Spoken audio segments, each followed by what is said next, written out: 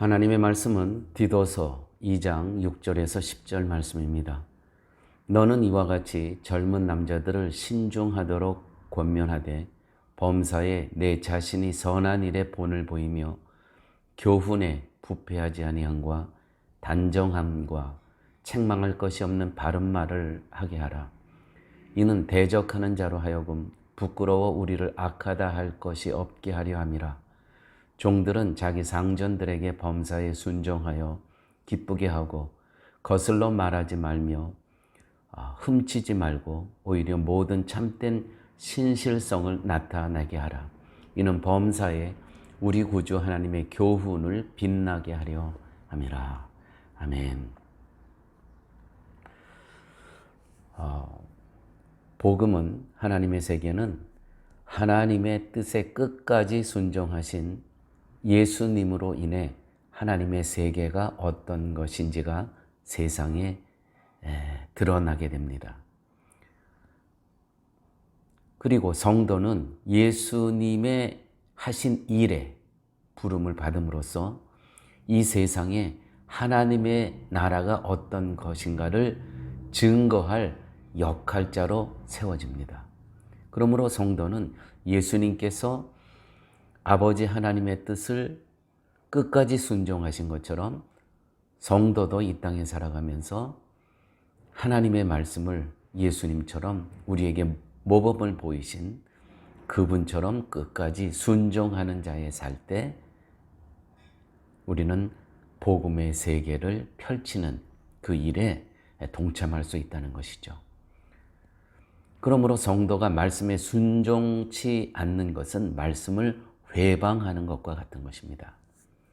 오늘 본문의 말씀은 어제에 이어서 어제는 나이 많은 남자, 나이 많은 여자, 또 젊은 여자에 대해서 교훈이 있었는데 오늘은 젊은 남자와 종들에 대한 내용이 나옵니다.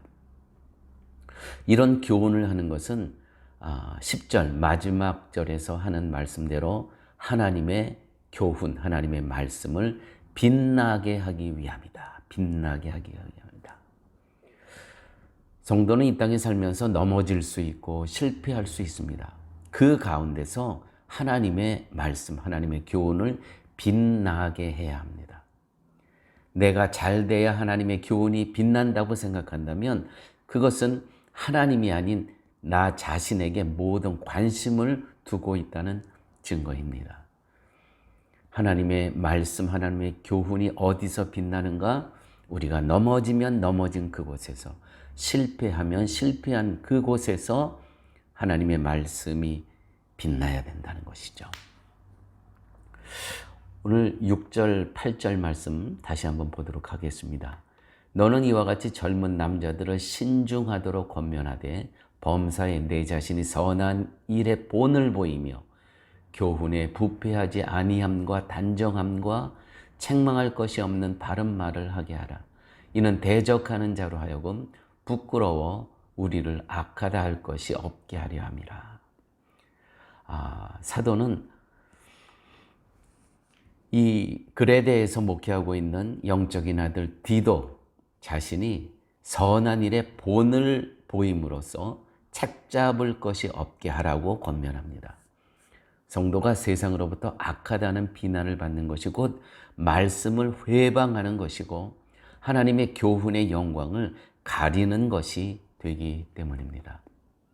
그래서 말씀과 함께 우리가 삶 속에서 그 행동이 일치해야 됩니다. 우리는 이민사회에서 특별히 이와 같은 일을 자주 보아왔습니다. 이민사회에 계파동이 있습니다.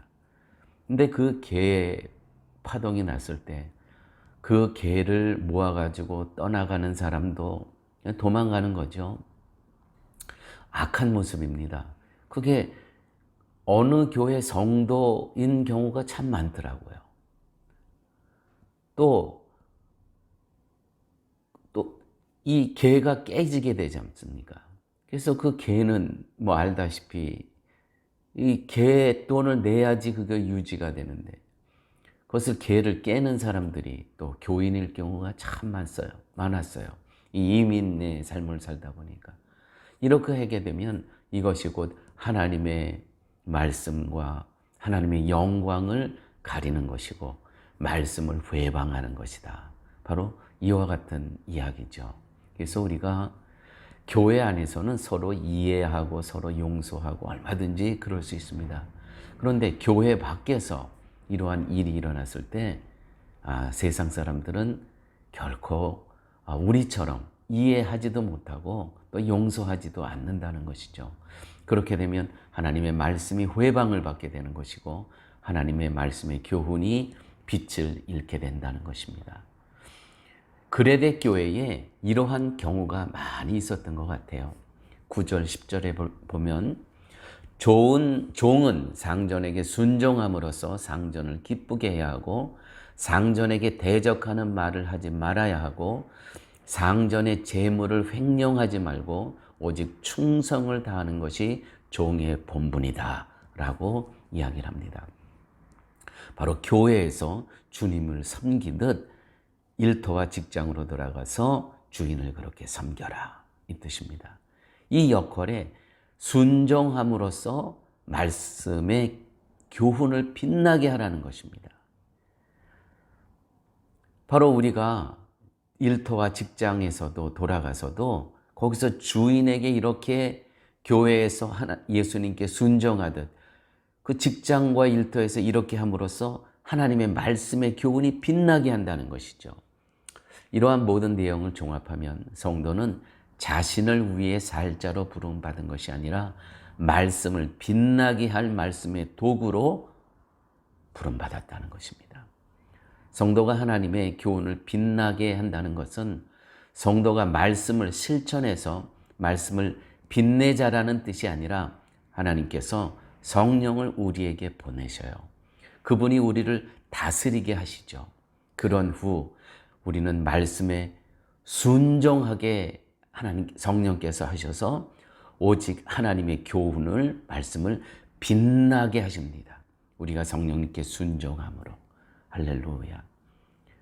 우리의 노력과 우리의 열정으로 말씀에 순종할 수 있는 안 됩니다. 오직 성령 하나님의 도우심, 임재하심이 있어야 된다는 것이죠. 하나님이 살아계신다고 하면서 하나님의 말씀을 거역하면서 산다면 그가 무슨 말을 하고 무엇을 해도 그것은 위선과 위장일 뿐입니다. 이 성령의 역할을, 성령의 순종함이 없다는 것이죠. 다스림이 없다는 것이죠, 나에게. 그러므로 사랑하는 교회 여러분, 가정과 일터와 직장 모든 장소에서 성령 하나님과 함께 말씀을 빛내며 사는 우리의 삶이 되시기를 바랍니다. 아버지 하나님 감사합니다. 오늘도 하나님께서 이렇게 생명의 말씀으로 성도가 이 땅에서 어떻게 살아야 될까를 가르쳐 주심을 감사합니다. 가정, 일터, 직장 어느 곳에서 있든지 성령 하나님의 도우심으로 말씀을 회방하는 자가 아니고 말씀을 빛내며 살아갈 수 있는 저희들 삶 되게 하여 주옵소서. 예수님 이름으로 기도드렸습니다. 아멘.